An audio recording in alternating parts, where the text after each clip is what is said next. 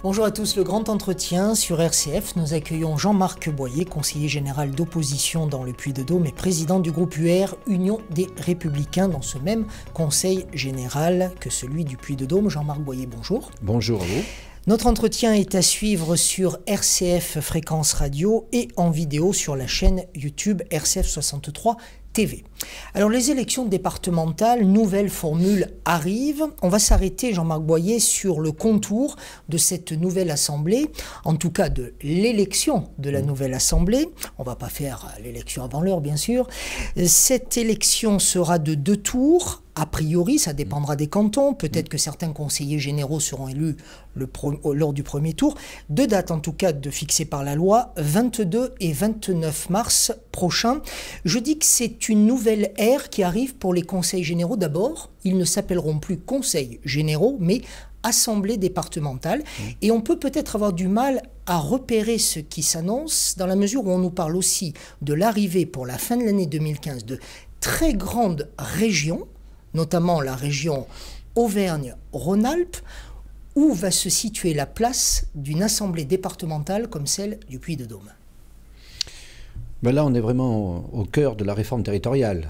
C'est-à-dire que le législateur, enfin le gouvernement actuel, a décidé donc de regrouper les régions pour faire en sorte qu'il y ait des régions qui soient plus compétitives au niveau européen. Bon, ça c'est son choix. Nous allons nous trouver donc, nous, dans la région Rhône-Alpes-Auvergne.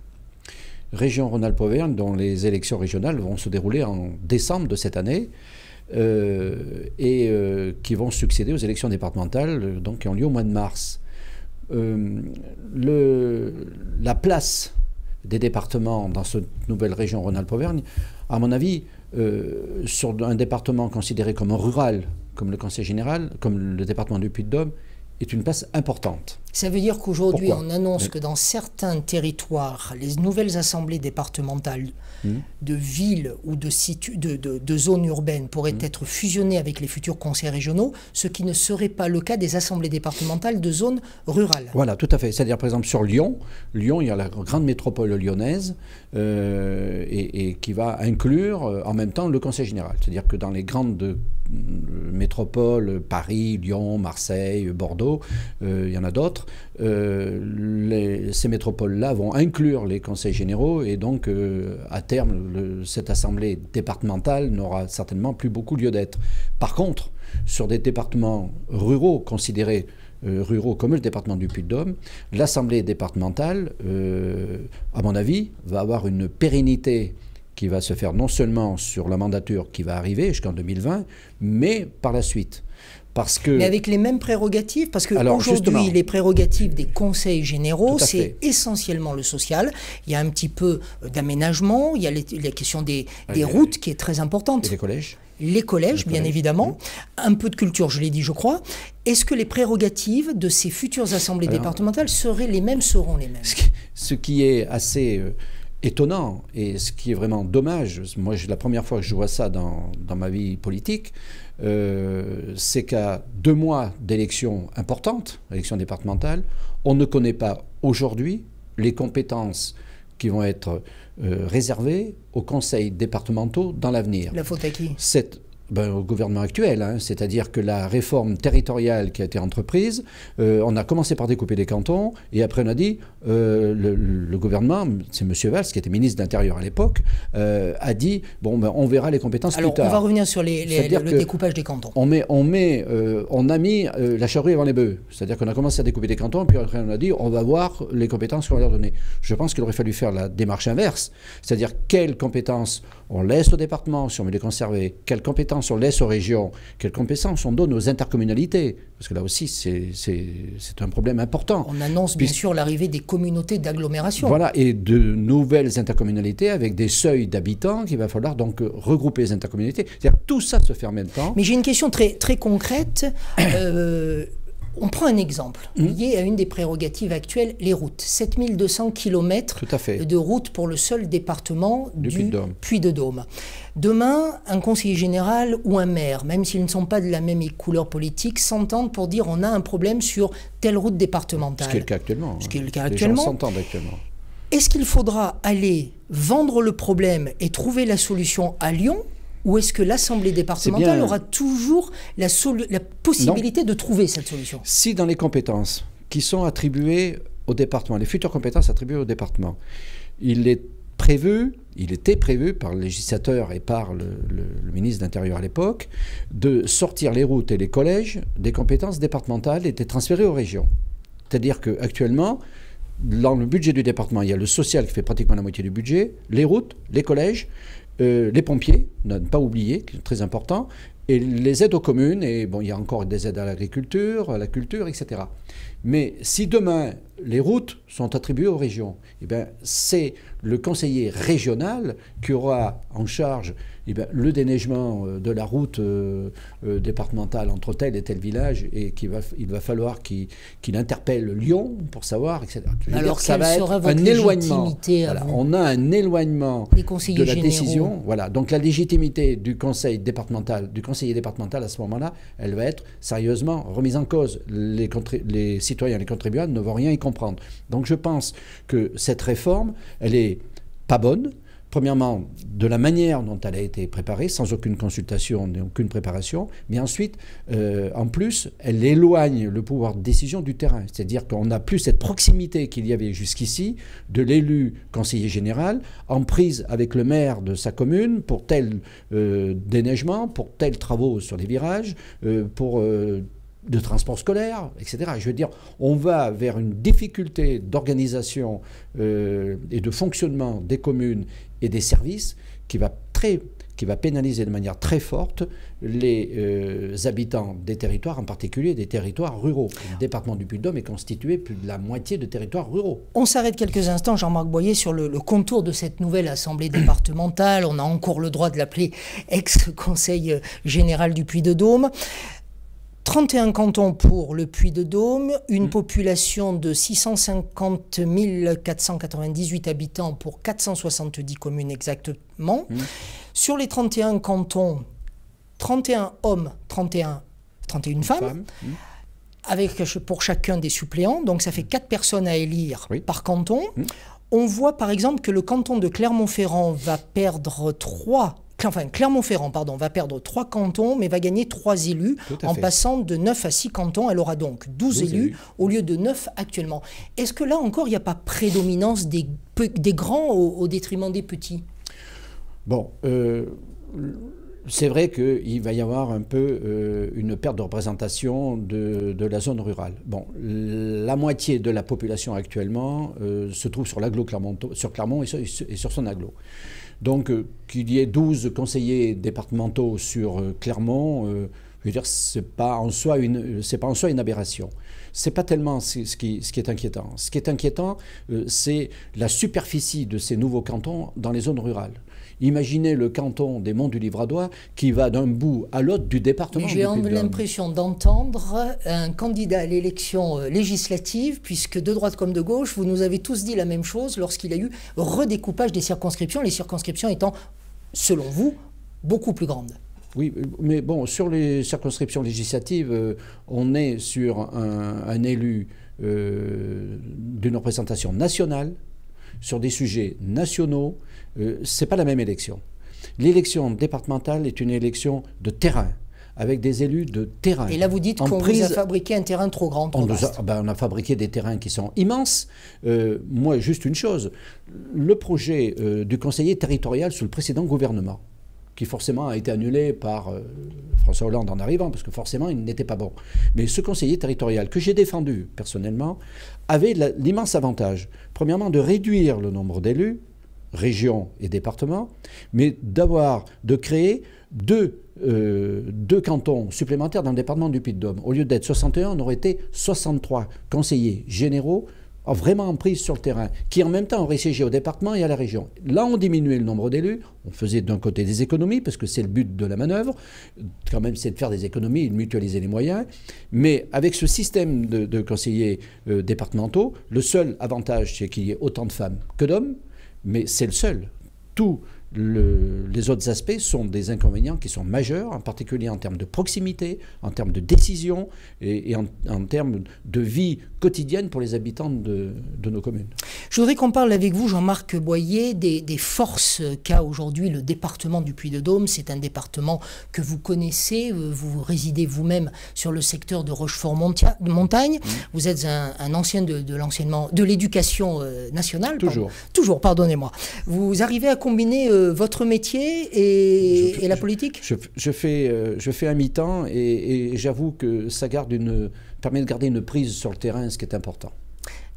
Une question que je n'avais pas forcément prévu de vous poser tout de suite, mais je la pose du coup, vu ce dont on parle. Le statut de l'élu, vous en pensez quoi du statut de l'élu, qui dit que pour justement éviter les cumulards, autant à droite qu'à gauche, on a besoin de trouver un véritable statut aux hommes et aux femmes qui s'engagent et qui, à un moment donné, vont aussi mettre leur carrière personnelle et professionnelle de côté? Je pense que le statut de l'élu, c'est beaucoup moins un problème de cumul de mandats que de volonté personnelle et d'investissement personnel dans une fonction. Je considère que le fait de ne plus admettre un maire d'une petite commune rurale qui ne pourra plus être député ni sénateur, c'est une aberration, parce qu'on va créer des élus nationaux, députés ou sénateurs, qui n'auront plus de prise avec le terrain. Alors, je ne dis pas qu'il faut cumuler 3, 4, 5, 6 mandats, comme ça a pu arriver, mais qu'un élu puisse avoir une représentation locale et nationale, pour moi, ce n'est pas une aberration. Et je pense que même c'est une nécessité pour rester en prise avec la vie locale et avec les difficultés que peuvent connaître les habitants. Avoir un mandat national déconnecté de la réalité du terrain, on va avoir des apparatchiks, des fonctionnaires de la politique qui vont être à l'Assemblée nationale et au Sénat. Ça, je crois que ce n'est pas bon. Où sont les atouts du département du Puy-de-Dôme? Vous qui connaissez ce département, qui y résidez. Les atouts du département du Puy-de-Dôme sont multiples. Je pense que c'est un département qui a à la fois une vocation urbaine et une vocation rurale. Donc l'importance de pouvoir conserver ces liens entre la zone urbaine et la zone rurale. Il y a pas mal d'habitants, de citoyens qui habitent Clermont, qui travaillent à l'extérieur de Clermont, des gens qui sont à l'extérieur de Clermont, qui viennent travailler à Clermont. Je pense que ces habitudes de vie sont ancrées dans l'esprit des habitants et il me semble que dans les projets que doit avoir un département, et ça fait partie de notre projet départemental, c'est de faire en sorte que ces moyens de transport, les voies de communication soient quelque chose maintenant en déneigement, en travaux, etc., soit important et permettre à la population de pouvoir travailler où elle le souhaite, vivre où elle le souhaite. Mais ça fonctionne plutôt bien tout ça. Ça fonctionne plutôt bien. Lorsqu'on est à Clermont-Ferrand, quand on regarde ça de loin, oui. Quand on regarde les flux de voitures... Vous êtes en train poliment de me faire remarquer que c'est une question d'un urbain à quelqu'un qui vit en monde rural. Oui. Bon, mais je veux dire par là que regardez aujourd'hui, aller sur le pont de Cournon, par exemple, les matins, on en entend souvent parler. Moi, je vois la circulation sur la RD 2089 pour descendre du Sancy et venir sur Clermont. Les gens qui circulent sur cette route, bon, d'ailleurs, elle est aménagée actuellement, ça faisait partie du dernier contrat de plan État-région, mais ça fait partie des habitudes de vie des populations qui, pour des questions de qualité de vie, ont souhaité de s'éloigner de Clermont et de continuer à travailler à Clermont et vice-versa. Mais je pense que la spécificité du département du Puy-de-Dôme, elle est un peu dans cette complémentarité entre l'urbain et le rural, sans parler bien sûr des aspects touristiques. Alors, qui sont complémentarité entre urbain et rural, ça c'était votre réponse à la question des forces, des atouts du département du Puy-de-Dôme. Oui. Je vais vous poser la question un tout petit peu différemment. Jean-Marc Boyer, comment, selon vous, ce département, ce même département du Puy-de-Dôme, a évolué depuis 6 ans? Depuis 6 ans, je dirais même depuis 12 ans, puisque maintenant la présidence actuelle, Conseil général, est attribuée depuis 12 ans, et avant on avait la présidence socialiste de Pierre-Joël Bonté. Je veux dire que moi je l'ai vécu, puisque ça fait maintenant 20 ans que je siège au Conseil général, je l'ai vécu pour en permanence avoir une augmentation de la fiscalité.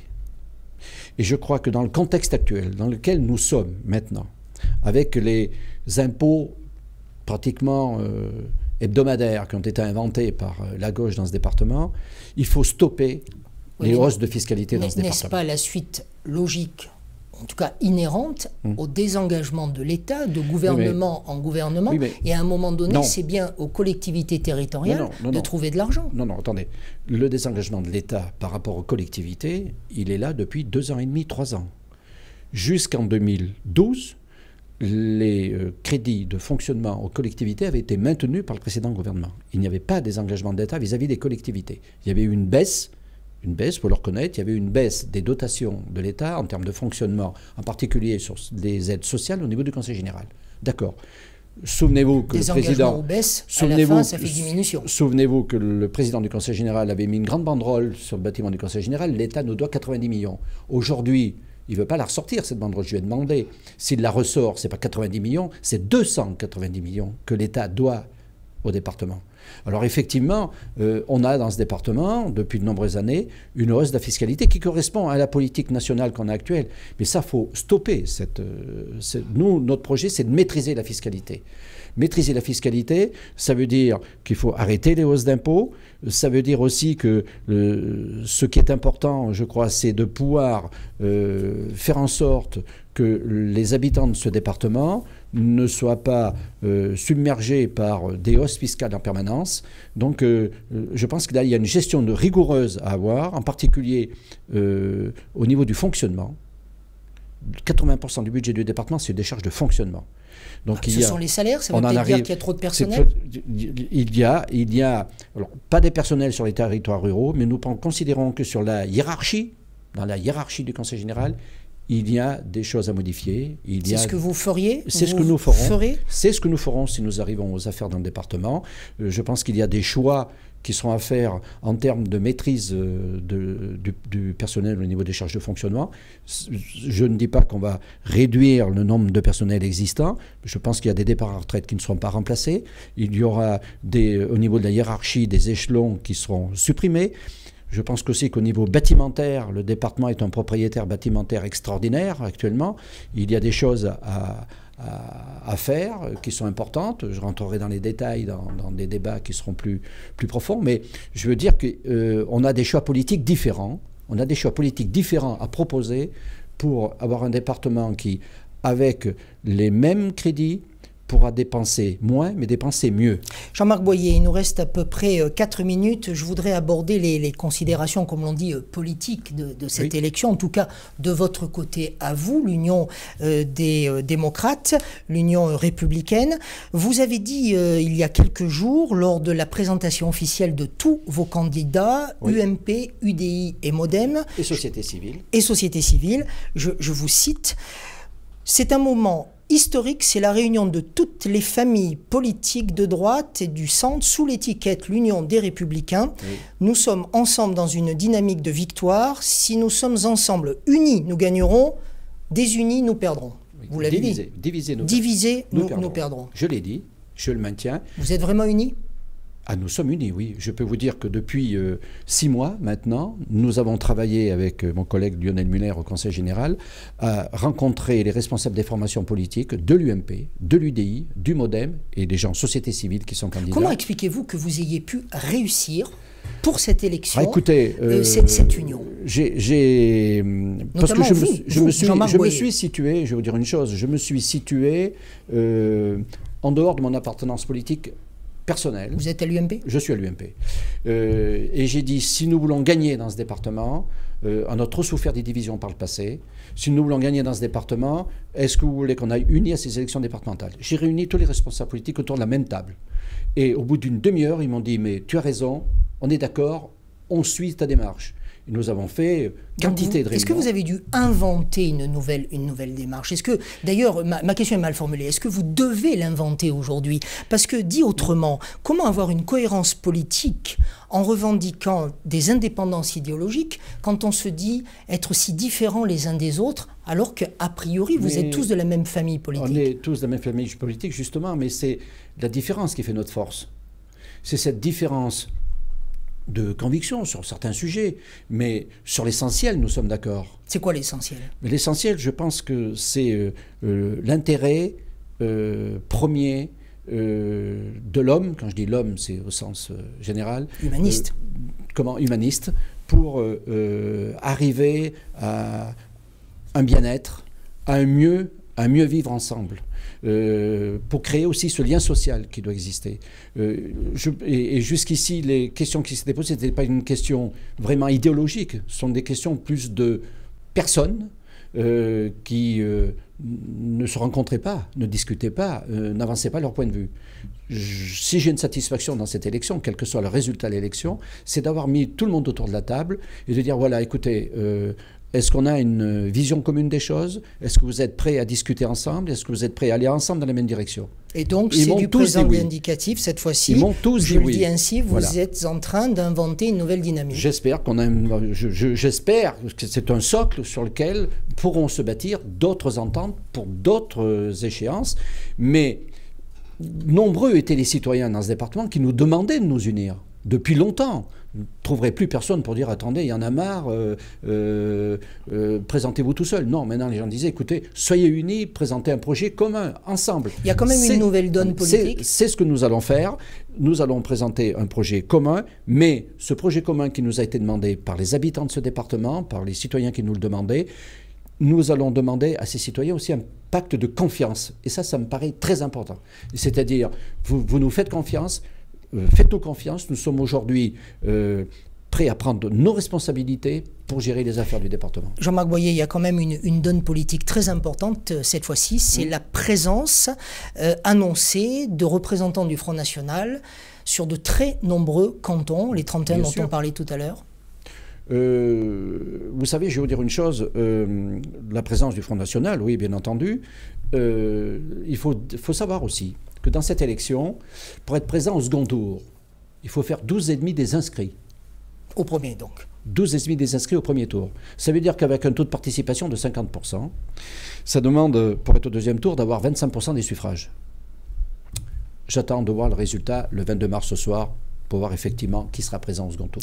2 dates pour l'élection de cette nouvelle assemblée départementale, 22 et 29 mars prochain sur les 31 cantons du département du Puy-de-Dôme. Jean-Marc Boyer, conseiller général d'opposition dans le Puy-de-Dôme et président du groupe UR, Union des Républicains, était notre invité. Merci.